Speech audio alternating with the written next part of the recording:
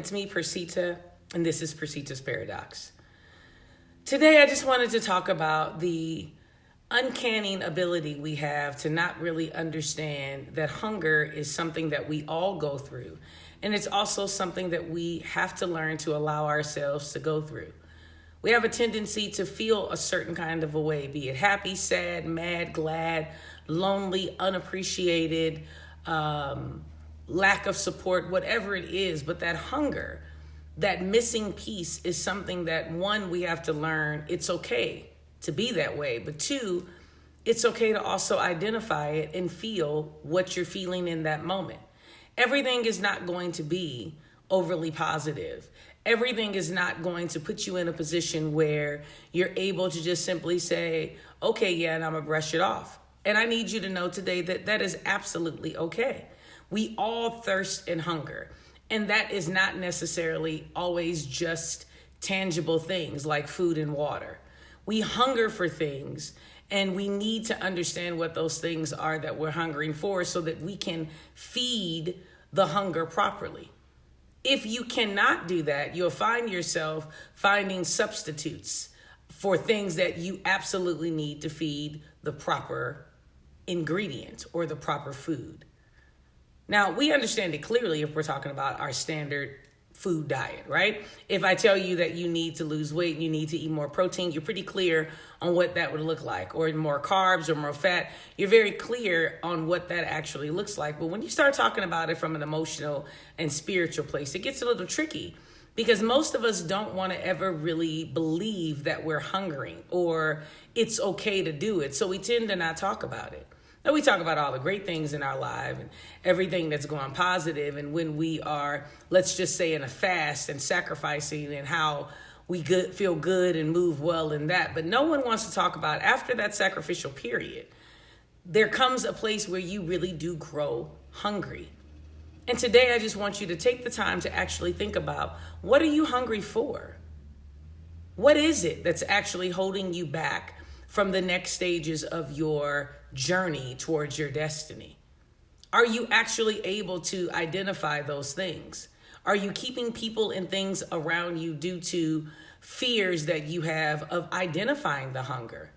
Are you conscious of the fact that you might be telling a lie to yourself in order to completely non-expose yourself to people, or completely put some type of a veil of some sort over your spirit so that people believe something different about yourself? Or are you not understanding that greatness can only be great if you also know how to be weak? Very easy to believe in anything when everything is going right. But the question becomes, how strong are you when things are going wrong?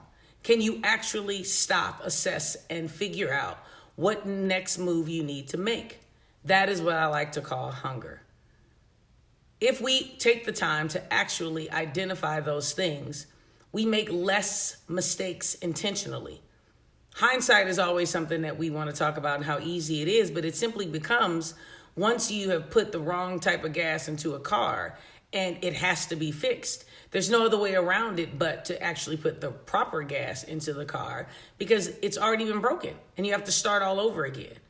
And that's what I like to think about, this hunger that I feel like we avoid. When we're lonely, when we're just settling, when we're dealing with fears and issues, we do not want to address them. No one wants to talk about your shortcomings. No one wants to talk about you really having a lack of something. But sometimes just identifying it, being able to look that demon in the face and say, I can overcome this. But you have to understand the only way you can overcome is to actually look at it in the face, to one, identify it, and two, be able to shut it down. Starts with your feeding of the proper things. We just talked about what are you feeding and making sure that you're feeding proper positive thoughts.